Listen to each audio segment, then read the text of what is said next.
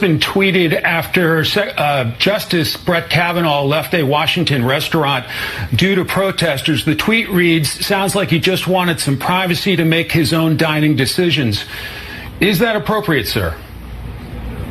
Look, when public officials go into public life, we should expect two things. One, you should always be free from violence, harassment, and intimidation. And two, you're never going to be free from criticism or peaceful protest, people exercising their First Amendment rights.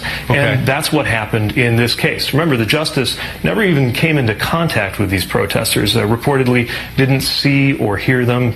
And these protesters are upset because a right, an important right, that the majority of Americans support was taken away. Understood. Not only the right to choose, by the way, but this justice was part of the process of stripping away the right to privacy. As long as I've been alive, settled case law in the United States has been that the Constitution protected a right to privacy, and that has now been thrown out the window by justices, including Justice Kavanaugh, who, as I recall, swore up and down in front of God and everyone, including the United States Congress, that they were going to leave settled case law alone. So yes, people are upset. They're going to exercise their First Amendment rights. And as long as that's peaceful, that's protected. Compare that, for example, to the reality that as a country, right now, we're reckoning with the fact that a mob summoned by the former president violently attacked the United States Capitol for the purpose of overthrowing the election and very nearly succeeded in preventing the peaceful transfer of power. But I think common sense can tell the difference. But as a high-profile public figure, sir,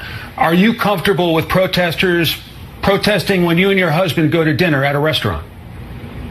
Protesting peacefully outside in a public space? Sure. Look, I can't even tell you the number of spaces, venues, and scenarios where I've been protested. And the bottom line is this. Any public figure should always, always be free from violence, intimidation, and harassment, but should never be free from criticism or people exercising their First Amendment rights.